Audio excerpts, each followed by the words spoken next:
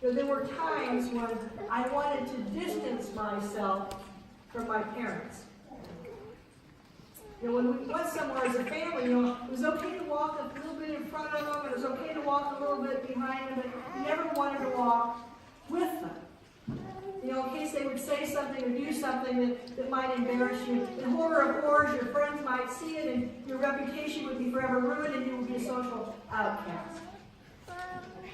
I suspect that some of you can relate to this. Going through a stage of life when your parents, even though you loved them, they were great parents, aren't cool enough for you. So you didn't want to claim them or be seen with them. Maybe it was just me. I don't think so, though. I think we all go through that stage where we want to be independent and leaders. Love your mom and dad, but let me just take a step back. This morning we're continuing our Lenten series on Simon Peter. Now, Simon Peter, more than any of the other disciples, helps us to know what it means to follow Jesus.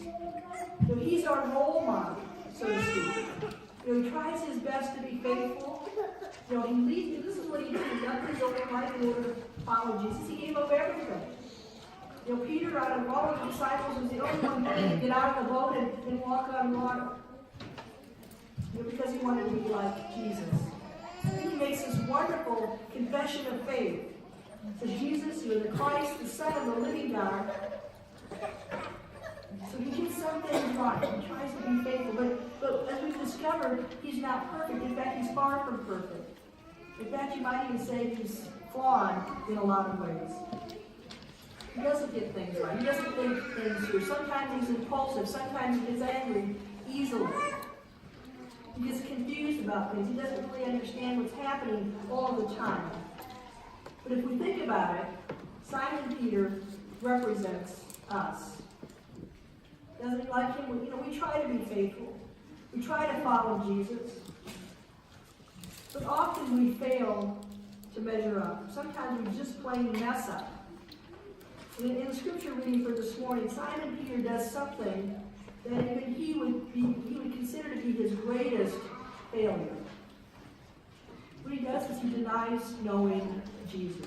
Not because of teenage social anxiety, but because of fear. We want to set the stage here just a little bit for the scripture passage that we read. It's a Thursday night. It's the night of the Passover feast. Now, the Passover was one of the most important feasts for the Jewish people. So every year, and this was commanded by God through Moses to the people, that each year they would get together, they would have this Seder meal, and they would commemorate the fact that God had delivered them out of Egypt, out of slavery.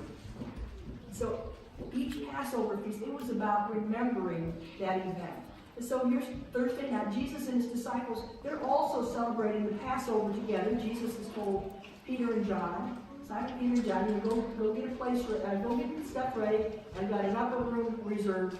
Get things ready for our dinner tonight. And so they did that. This was to be their last supper together. It's the night that Jesus would go off script. In the Seder meal, there's a very scripted, it's a very scripted meal. There are things that you say, there are scriptures that you read, there are symbols that you engage with as you eat this meal. But tonight Jesus goes off script. And so he talks about the bread and the wine in a new way. He says, this is my body. This bread is my body. It's broken for you. And this cup of wine is my blood, and it's will be shed for you. And he said, do this in remembrance of me. Does that sound familiar? Those are the words of institution, aren't they, for our communion celebration. What he wanted them to remember was what he was about to do for them and for us too. Because Jesus knows that when they leave for that night, that God's plan of salvation is going to begin to unfold. And once it starts, it will not be stopped. He knows that he's going to be arrested. He knows that he's going to be put on trial. He knows that he's going to be condemned to die, and that he will in fact die. So all four of the Gospels talk about this meal. And then Luke, he tells us that sometime during this evening together, this Thursday night together, the disciples begin to argue about who's going to be the greatest, who's going to sit at Jesus' right, and who's going to sit at his left hand when he takes over his kingdom. Because, he's going to be this king who's going to get rid of the Romans, and so there's going to be this kingdom, and they're part of his inner circle, and they're arguing about who's going to get to sit with him, to rule with him. And Jesus, I think he overhears a bit of this conversation because he's about to do an object lesson, and this is described in John's Gospel. It says that Jesus responds by washing the disciples' feet. Now, foot washing, ordinarily wouldn't be something that a king would do or a leader would do. It's something that, when you came in with dirty feet, you take your sandals off, and beside the door there's a basin of water and a towel, and you would either do it yourself, or if you had a house with servants, the lowest servant in the household would do the foot washing. But so here's Jesus now, who's going to wash his disciples' feet. And one by one, he washed their dirty feet, and he dried their dirty feet. And so when Jesus got to Simon Peter, now Simon Peter didn't think that it was right for Jesus to wash his feet. And so he objected. Simon's the outspoken one, right? And so he objects. He says, you will never, ever wash my feet. And Jesus replied, unless I wash it, you won't belong to me. In other words, if I don't wash your feet, you won't have a part in what I'm doing and what I'm about to do. And then Peter, he wants to be all in. Well, if that's the case, I want to be a part of what you're doing, so don't just wash my feet, wash my hands, wash my head, not just my feet. It kind of sounds like Simon Peter, doesn't it? But in that moment, he didn't understand that Jesus wasn't talking about hygiene. Jesus wasn't talking about that. It was an object lesson about serving other people. It was about humility. Jesus said, if you want to be great, you need to be willing to serve other people. He says, if I, your master, wash your feet, you must be willing to wash one another's feet. It's this idea of servant leadership. Our Christian walk, our Christian journey, our Christian faith is kind of a paradox, isn't it? It's paradoxical. Because according to Jesus, you're great by being the least, and you're first by being the last, and you lead by serving. It was Jesus' way. And he calls us to live that way, too. It says, for even the Son of Man came not to be served, but to serve others, and to give his life as a ransom for many. And it was an important lesson. It was his last lesson that he was giving them that night. So then we know they sang a hymn together. Again, it's pretty well scripted, so they think traditionally Psalm 118. And then they leave that upper room. They make their way across the Kidron Valley to the Mount of Olives on the other side. It was a place that they often went to together. And it's on the way there that Jesus tells them, tonight, all of you are going to desert me. All of you are going to desert me. You're going to leave me. And I imagine all of the disciples, would have been a little bit shocked to hear what Jesus said, because they had the Last Supper. They know that Judas is the betrayer, and Judas is not with them any longer. But now Jesus is saying, all of you are going to desert me. It's not just Judas. All of you are going to desert me. So who speaks up to dispute that? Simon Peter, the bold one, who always wants to speak what's on his mind. He says, no, Lord, even if everyone else did, even if all of the other 10 of these guys leave you, I will never leave you. And Jesus knows better. So he says to him, I tell you the truth, Peter, this very night, before the rooster crows, you will deny 3 times that you even know me. Simon Peter's adamant. No, I'll never deny you. I'll die with you. And I think at the time that Simon was saying this, he really means it. He really means that he will never leave Jesus. He had this unwavering devotion to Jesus, so it wasn't even in his thinking. It was inconceivable to him that he would fall away and deny Jesus. So we know that Jesus goes to the Garden of Gethsemane, and he takes Peter, James, and John further into the garden with the other disciples, and he prays. And he says, you all pray too, so that you're not tempted. And of course, he prays 3 times, he comes back 3 times, and they're sleeping. They're sleeping. Maybe it's the wine, maybe it's the lateness of the night, but they couldn't stay awake. So now the temple guards come.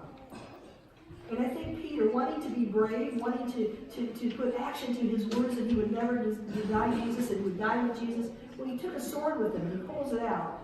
And we know he cuts off the ear of the high priest's servant, Malchus.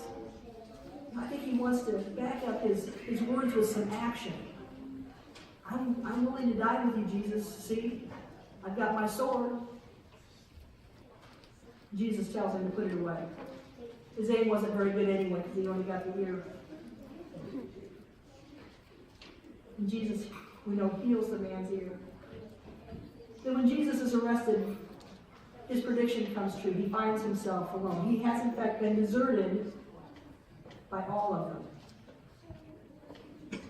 You know, Simon Peter and the beloved disciple, which we believe is John, they do follow this crowd as Jesus is arrested, is being taken away. They follow the crowd into the courtyard of the high priest. Again, wanting to keep their distance, not wanting to be noticed. And then here's the place where Simon Peter does the very thing that he said he would not do. He denies Jesus. Not once, not twice, but 3 times. As people recognize, oh, weren't you with Jesus? Aren't you one of them? Hey, you talk like that. Aren't you with them? Aren't you with Jesus? No, he says, no. When he caves into his fear, so now he's dealing with this fact that he's done the thing that he most did not want to do, didn't think that he would ever do in denying Jesus. So in the uncertainty of that moment, his fear got the best of him. So he saves his skin by denying Jesus. He didn't want to be arrested. He didn't want to be tried. He didn't want to be executed. And then the rooster crows. And he realizes, oh, I said I don't know him. I denied him. And of course we know that he runs away. He's crying inconsolably, uncontrollably. So what about us? If Simon Peter represents us and we're like Simon Peter, what do we learn from this encounter? I think first we learn that there are times when we too will deny Jesus.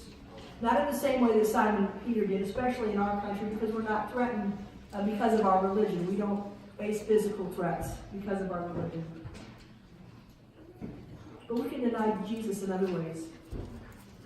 When we fail to live in the way that Jesus expects from his disciples, isn't that a way to deny him? When we fail to fully love God and to love our neighbors, isn't that a way we deny Jesus? When we fail to help people who are in need, we deny Jesus. Have you ever seen someone who needed help and you kept on walking, even though you might have felt a nudge about stopping? But maybe you didn't. Maybe you were just too busy. Maybe you were too afraid.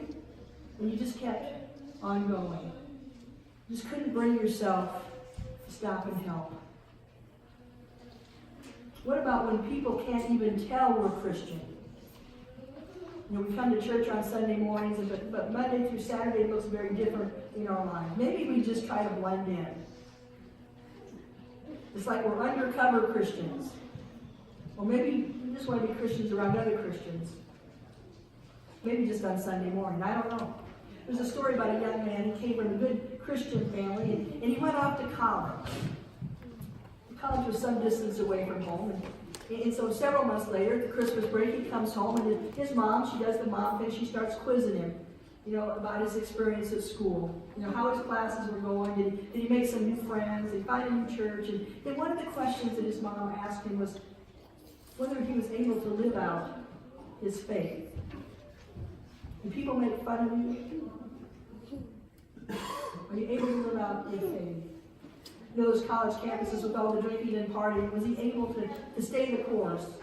And he looked down at his feet and he answered, I'm not sure that anyone knows that I'm a Christian.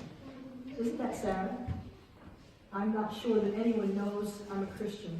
Sometimes we can be like that too. We just want to blend in. And sometimes it's okay to blend in, but there are other times when we need to say something, when we need to act on something. Someone is gossiping. And we've got choices to make. We can either join in, we can stay silent, or maybe we can redirect the conversation. Maybe we need to talk about something else. We choose.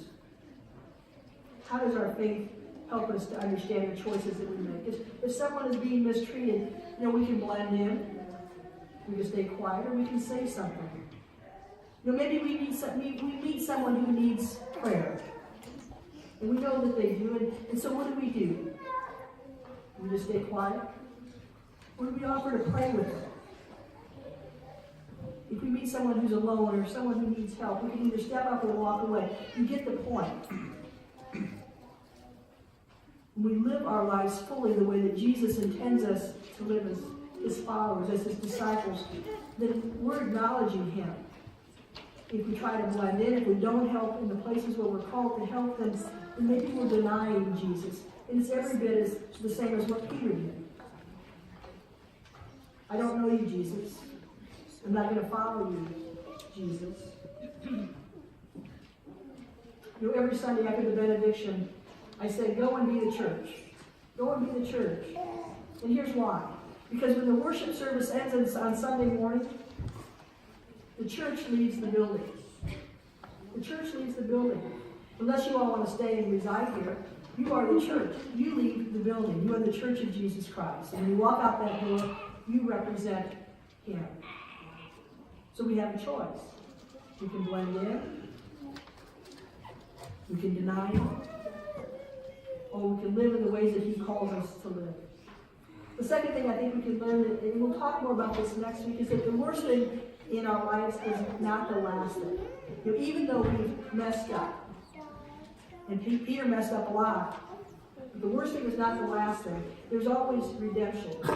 In Luke's telling of the story in chapter 22, Jesus, who knew Simon Peter was going to desert him, deny him, he says this. He says, Simon, Satan has asked to sift all of you as wheat. But I have prayed for you, Simon, that your faith may not fail. And when you have turned back, strengthen your brothers. Did you catch that? When you have turned back, strengthen your brothers. Jesus knew. But he knew that Peter was also going to use Peter, in spite of his failings. Like Peter, we don't get it right all the time. But what we can do is learn from the mistakes that we make, the failures that we have. And maybe God can even use our failures to help others in their faith journey. I want to think about this for just a minute. Simon Peter, the rock, becomes one of the leaders of the church in Jerusalem. That's how we know that he's reinstated by Jesus. Because later on we know that he's one of the church's top leaders. And we know that the gospel accounts were written after Peter died. So the question is this: why didn't they leave those parts out? The parts that he messed up? The parts that maybe he regretted? Why did they just talk about the good things that he did? The things that were faithful that he did? But they included these other stories as well because, the word is, Adam Hamilton, who's the author of the book that we're using in the study, he suggests that they put these stories in the Bible because Simon Peter himself told these stories. Now, he could have said, hey, look at me, look at how faithful I've been, but instead he wanted to share the stories in the places where he'd also failed, because that's part of our Christian journey together. None of us gets it perfect. We all have instances where we're not our best selves. I was in a meeting yesterday and I was not having very charitable thoughts about having to be in this meeting all day on Saturday.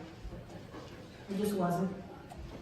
Maybe you've been in those meetings too. It's like, why am I here? Why am I even here? So we all have times when we're not our best selves. But Simon Peter wanted to make sure, I think, that others knew that he was a person, he was a human.